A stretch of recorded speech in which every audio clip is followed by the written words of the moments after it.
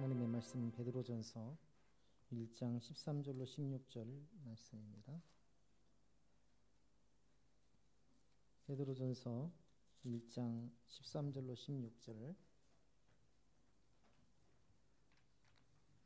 13절부터 16절까지 한 절씩 교독해 올리겠습니다. 그러므로 너희 마음의 허리를 동이고 근신하여 예수 그리스도께서 나타나실 때에 너희에게 가져다 주실 은혜를 온전히 바랄지어다.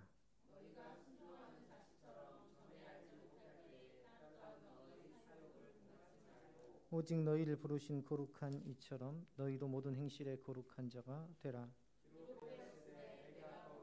너희도 거룩할지어다 하셨느니라. 아멘. 우리 아이들 찬양이 참 은혜롭죠? 주기도문으로 맞춰도 전혀 문제되지 않을 만큼 찬양 그 자체만으로도 하나님께서 기뻐하시는 온전한 예배가 되었을 줄로 믿습니다. 원칙도 중요하지만 중요한 것은 우리가 하나님 앞에 어떤 은혜를 받고 얼만큼 은혜를 받고 받은 은혜를 얼마만큼 우리 삶 속에서 실천하느냐의 문제입니다. 교회 안에서 가장 은혜를 못 받는 장소가 어디일까요? 권사님, 교회 안에서 가장 은혜를 못 받는 장소가 어디일까요? 네? 어디요? 저 뒷자리, 저 방송실이 교회에서 보면 항상 은혜를 못 받는 자리입니다. 근데 목사가 설교할 때는 문을 꽁꽁 닫아놓고 계시더니 우리 아이들이 찬양 인도하니까 활짝 열고 사모님 막 두 손을 흔들면서 찬양하는 모습. 농담입니다. 조크입니다. 그만큼 우리 아이들의 찬양이 너무 오늘 오후 따라 예쁘게 느껴지고 은혜롭게 느껴집니다. 아이들한테 자신감이 더 붙어가는 것 같아요. 제가 좀 더 생각을 좀 더 깊이 했다면 오늘 어린이 주일이라 오전 예배도 우리 어린이들이 호남대호 찬양팀에서 찬양 인도를 했으면 어떨까라는 생각을 제가 왜 하지 못했을까라는 생각을 하게 됩니다. 참 우리 교회가 저는 자랑스럽고 사랑스럽습니다. 왜냐하면 우리 교회는 다양성이 존재해요. 다양성. 무슨 뭐 사회에서 말하는 어떤 그런 다양성 말고요. 각각 가진 은사대로 모두가 함께 사역하며 하나님의 교회를 아름답게 세워가는 다음 세대까지도 그런 다양성이 존재한다는 데 대해서 너무 감사하고 또 감격스럽습니다. 오늘 베드로전서 1장 13절로 16절 말씀은 이 거룩에 대해서 이야기를 하죠. 우리가 하나님의 백성으로서 늘 거룩한 삶을 살아야 한다라는 것을 촉구하고 있습니다.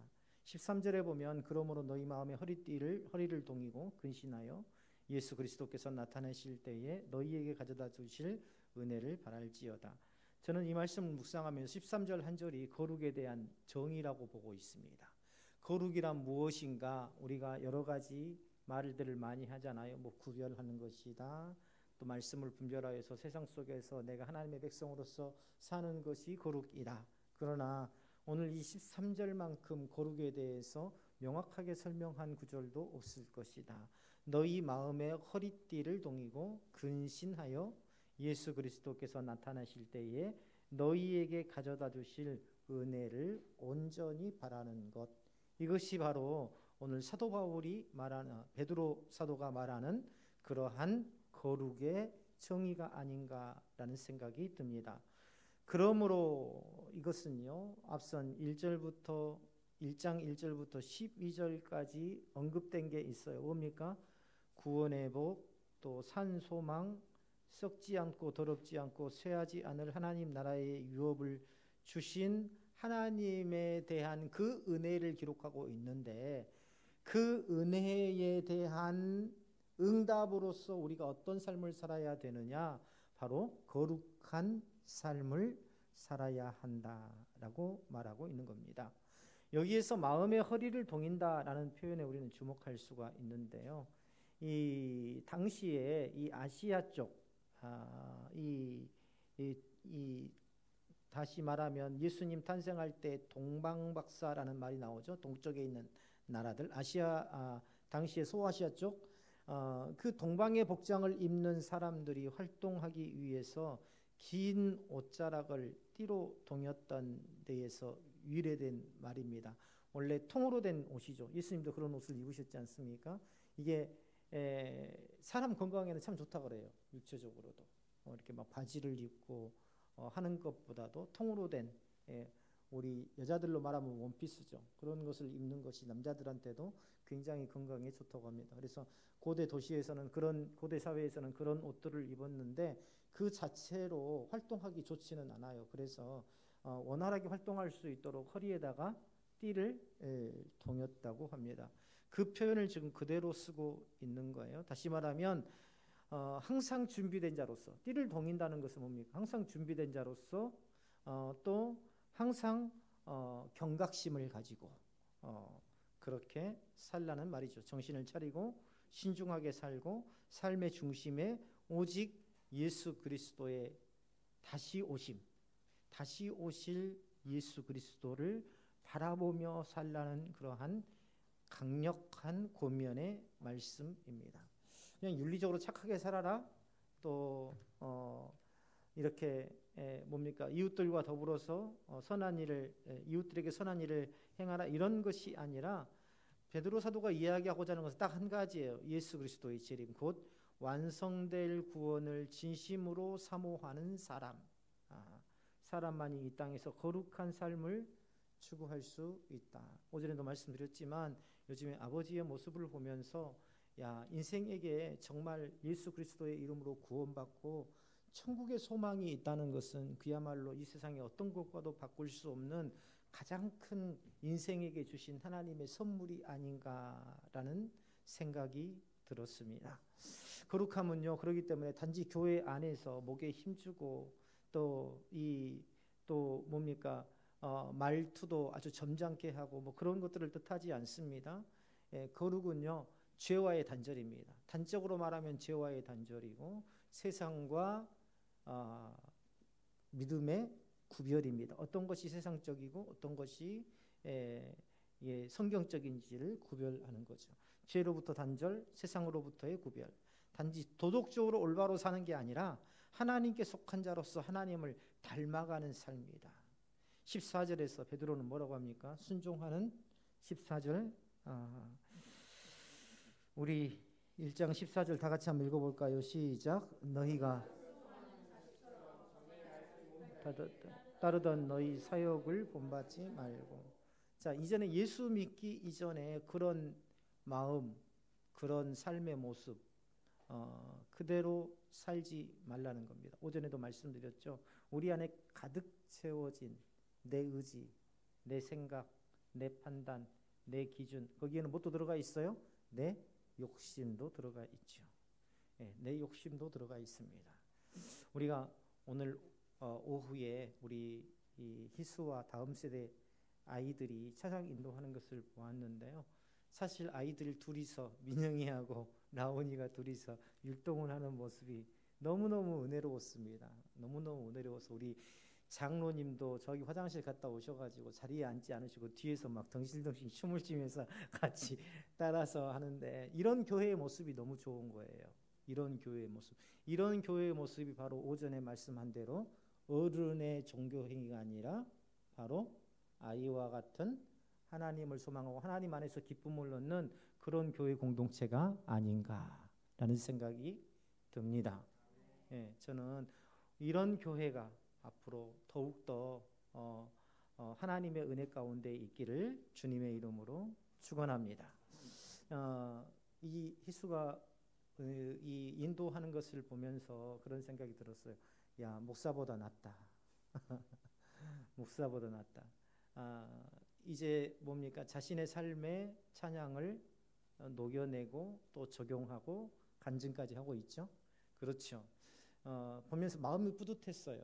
처음에는 말도 모기 소리만 해가지고 잘 알아듣지도 못하겠고 그러더니 이제 자신의 삶을 간증하고 그 가운데 하나님께서 내게 은혜를 주신 것들을 이야기하고 함께 찬양하자고 하는 이 모습, 이게 바로 정말 우리가 지향해야 될 다음 세대의 사역 아닌가라는 생각이 듭니다. 우리가 다음 세대 사역이라고 하면은요, 아이들한테 성경을 가르치고 또 묵상을 했는지 안 했는지 가져와가지고 검사하고, 제가 제일 싫어하는 게 그겁니다. 뭔가 막 검사했는지 안 했는지 검사하고 막 이런 것들이요. 사실 제가 남양주에서 중경교회에서 사역할 때요, 거기가 묵상하는 교회였습니다. 매일 성경으로 매일 묵상을 했는데요, 매 주마다 중직자들을 비롯해서 모든 교육자들까지 매일 성경을 다 목사님한테 제출을 해야 됐어요.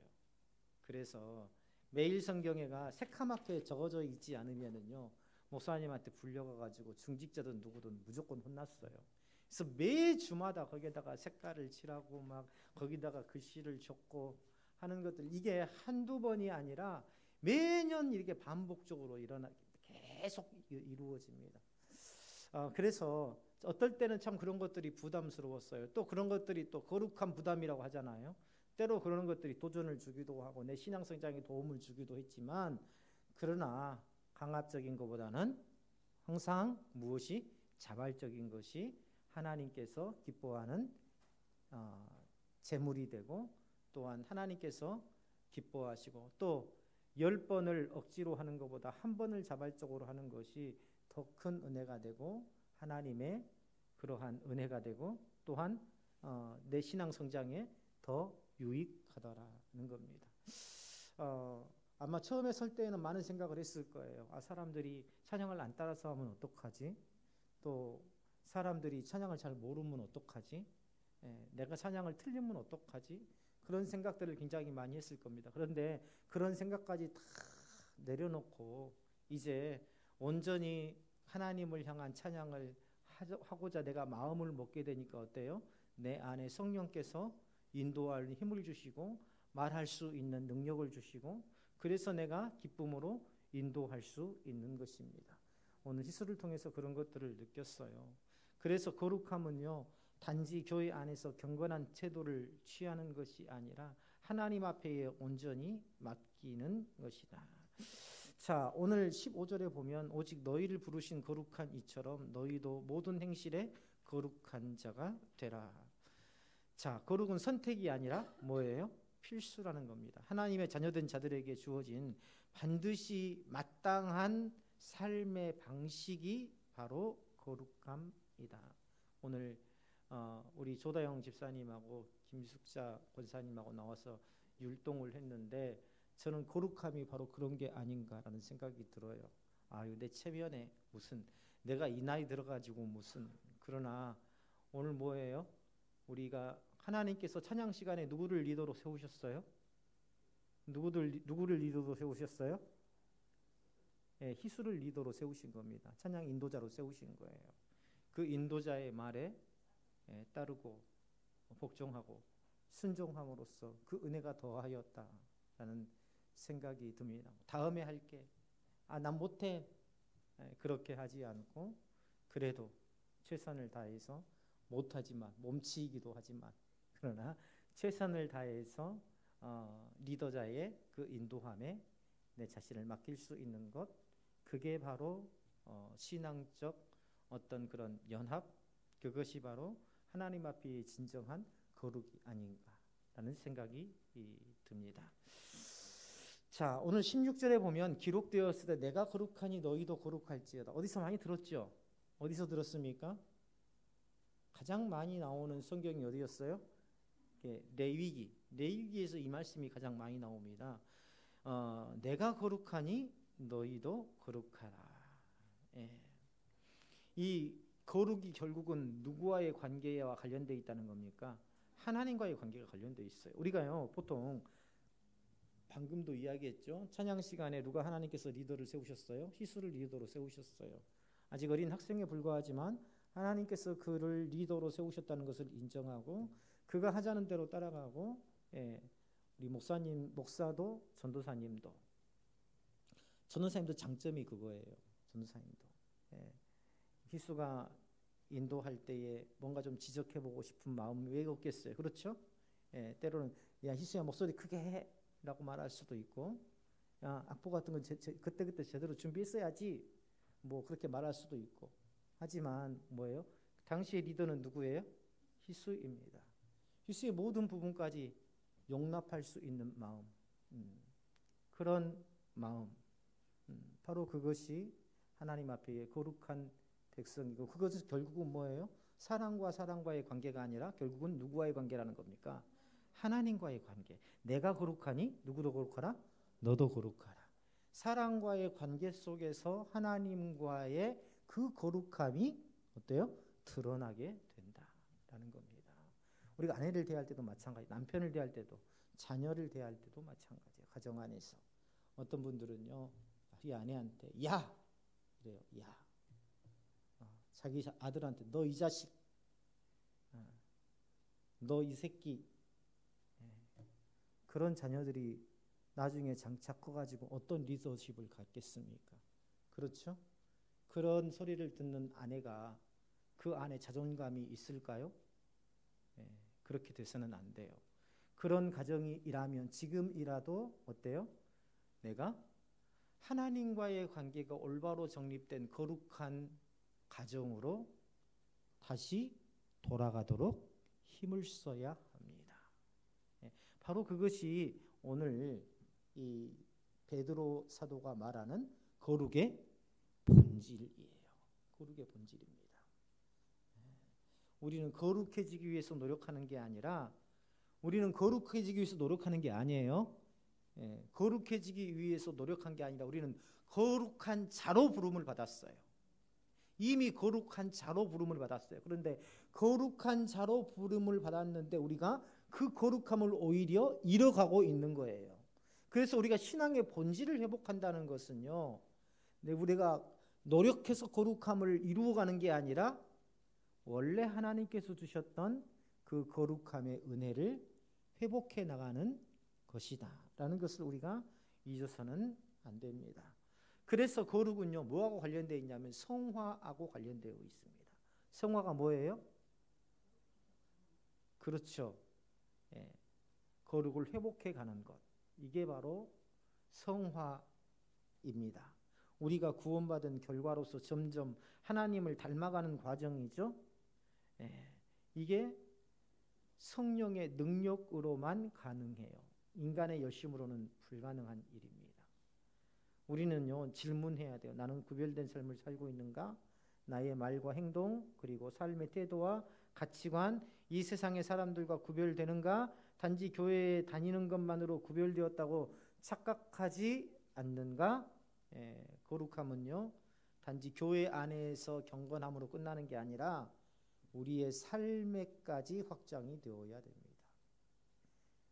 확장이라는 말 표현 자체가 이상할 만큼 당연한 거죠. 삶 속에서 거룩함을, 하나님께서 주신 이 거룩함을, 성령께서 세워주신 이 거룩함을 우리가 회복해야 된다. 진리를 말하고 악을 미워하고 사랑을 실천하고, 이것이 거룩의 구체적인 모습이더라. 제가 지난 한 주간 강진 지역의 구글에 광고를 냈어요. 구글에 광고만 구글 애드로 해가지고 우리 홈페이지를 링크를 냈어요. 일주일 동안. 우리 홈페이지 주소 있죠?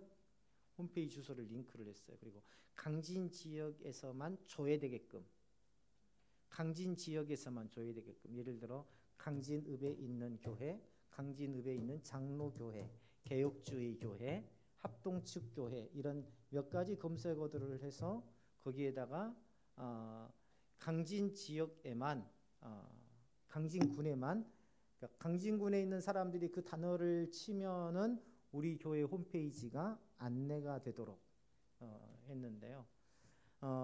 광고비로 얼마가 나갔냐면 약 4만 원 정도가 일주일간 나갔습니다. 나갔는데 몇 회가 클릭된지 아세요? 몇 회? 몇 회나 됐을 것 같아요? 네? 많네요. 네? 40번이요? 50회요? 지난 한 주간요, 노출이 몇 번 됐냐면 노출이 15,000번 노출이 됐습니다. 쉽게 말하면 강진군에 사는 사람들한테, 이렇게 강진군에 사는 사람들이 이 구글을 이렇게 막 뉴스 같은 거 보잖아요. 거기에 우리 강남교회 홈페이지가 노출이 된 게 15,000번 노출이 됐어요. 그리고 클릭한 수가 몇 번인지 아세요? 클릭한 수가 노출이 된 강남교회가 나왔네 하고 딱 클릭을 한 수가 몇 번인지 아세요? 네? 4만 5천 15,000번에서 어떻게 노출된 네? 40번이요? 450회가 클릭이 됐어요. 450회. 450회. 네. 450회. 그래서 제가 뭐라고 합니까? 우리 홈페이지를 정말 관심을 갖고 애정을 가져달라. 그냥 뭐 그걸 어떻게 올리는지 몰라요. 그거 어떻게 어려워요, 복잡해요. 그렇게 하지 말고 좀 더 적극적으로. 왜냐하면 우리 교회를 주목한 사람들이 굉장히 많습니다. 우리 교회를 보고 도전을 받고 우리 교회를 보고 용기를 얻고 반면에 우리 교회를 음해하고 우리 교회가 막 활성화되고 하는 것을 보면서 어떻게든지 끌어내리려고 하고 이 시비를 막 걸고 하는 그런 분들도 있지만 일부 그런 분들도 있긴 있어요. 하지만 중요한 것은 오히려 우리 교회를 보고 굉장히 희망을 얻고 소망을 얻고 도전을 얻는 그런 교회들이 굉장히 많다라는 것. 그리고요, 한 주간에 450명 클릭을 한다는 것은 관심이 있다는 겁니까? 없다는 겁니까? 노출은 됐는데 관심이 없으면 클릭하지 않아요. 이 교회가 어떤 교회지라고 클릭을 해봤다는 겁니다. 클릭이 450번 됐다는 것은 적은 횟수가 아니에요. 그냥 나가서 막연하게 전도지를 나눠주고 받은 거 귀찮으니까 갔다가 지나가다 적당한 자리에 저 사람 안 보는 자리에 갖다 버리고 아니면 어디다가 가방속에다 구겨 넣었다가 나중에 쓰레기장 날 때 그냥 하고 이런 차원하고는 틀린 겁니다. 와서 보고 홈페이지에 뭐가 있고 설교가 또 들어보기도 하고 새벽에 들어가 보기도 하고 또 앨범도 들여다보기도 하고 그랬다는 거거든요. 이 잠재된 이게 뭐냐면 일종의 뭐예요? 전도입니다. 전도. 그러려면 우리 교회가 더욱더 복음적인 교회로 더욱더 홈페이지가 활성화된 교회로. 그래서 보면 우리 교회는 한 30여 명밖에 안 돼요. 이제 뭐 아까 한 40명 가까이 된다고 그랬는데 아이들까지 해서. 근데 조회수가 막 100회가 막 훨씬 훌쩍훌쩍 넘어가고 이미 광고를 내기 전에도 사실은 그랬어요. 내기도 전에도 그랬습니다. 그래서 항상 사람들이 관심을 많이 가지고 있다는 것을 아시고 그렇잖아요. 시간을 내서 전도지 가지고 전도하실 수 있나요? 정수진 집사님 하실 수 있어요? 어렵죠. 이종호 집사님 하실 수 있어요? 어렵죠. 우리가 다 어렵습니다. 그렇게 뭔가를 한다는 게. 근데 우리가 시간 내서 홈페이지에 댓글 하나 다는 거 할 수 있나요? 없나요? 할 수 있어요.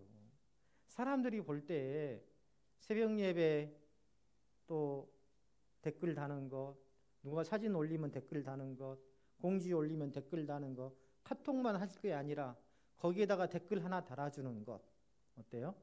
그것이 뭐예요? 이 교회가 참 참여도가 높고 참 교회가 활성화되고 있다. 우리가 돈 안 들고 할 수 있는 일이잖아요. 그렇죠? 그런 것들에 좀 적극적으로 참여를 해달라 부탁을 드리고 싶습니다. 자, 본론으로 돌아가서 베드로는 근신하라고 말해요. 단순히 조심하라는 말이 아니죠. 마음과 삶의 중심을 하나님께 두고 흔들림 없이 살아가라는 겁니다. 흔들림 없이. 흔들림 없이 살아가라. 저도요, 아버지 일 또 묵상 또 빨리 이거 또 6월로 지금 작업 거의 다 끝났습니다. 저는 7월로 지금 작업 들어가 있어요. 지금. 왜냐하면 항상 한 달치를 먼저 합니다. 왜냐하면 목회자에게는 항상 예측하지 못하는 일들이 항상 있어요. 근데 정기적으로 나가야 되는데 그것을 못하게 되면 안 되니까 한 달치를 항상 먼저 해놓습니다. 7월치 작업이 좀 들어가 있고 아버지 지금 그러고 계시죠. 또 외부에서는 또 이 막 일부 어떤 목사님들이 공격하기도 합니다. 뭐 왜 사도신경을 뭐 새 번역을 쓰느냐, 뭐 복음적이지 못하느냐, 구번역에서는 전능하사 천지를 만드신 하나님 아버지를 내가 믿사오며 이렇게 하는데 새 번역에서는 나는 나는 뭐라고 돼 있습니까? 나는 예? 예, 나는 전능하신 아버지 하나님 천지의 창조주를 저는 개인적으로 참 좋아요. 왜냐하면 이것은 신앙 고백이잖아요. 고백은 누가 하는 겁니까? 내가 하는 거예요. 내 입술로 내가 내 하나님과 내 주님을 그 아들 되신 예수 그리스도를 고백한다는 것은 정말 귀한 일입니다. 그런데요, 뭐라고 한지 아세요? 왜 하나님보다 내가 먼저 나왔다는 거예요. 이게 성경적이지 않다는 겁니다. 하나님보다 내가 먼저 나왔다는 거예요. 그래서 성경적이지 않다는 거예요. 예. 우리가요, 법으로 말로 중요한 것은 이게 진정한 신앙 고백이 되느냐? 그렇지 않고 입술로만 되느냐? 정말 베드로 사도가 말하는 근신이 뭔가요? 내 마음의 중심에, 내 삶의 중심에 주님이 계시는 겁니다. 주님이 계시는 거예요. 정말 여러 가지로 마음을 쓸 일들이 많아요. 조금 이따 성장위원회에서도 이야기하겠지만 저 뒤에 올라오는 입구, 지금 입구가 일부 파손됐죠? 파손돼서 가기다가 임시 방편으로 시멘트만 갖다가 부어가지고 이렇게 평탄하게 해놓을 수 있지만요, 한 달도 안 돼가지고 다 또 깨집니다. 또 이게.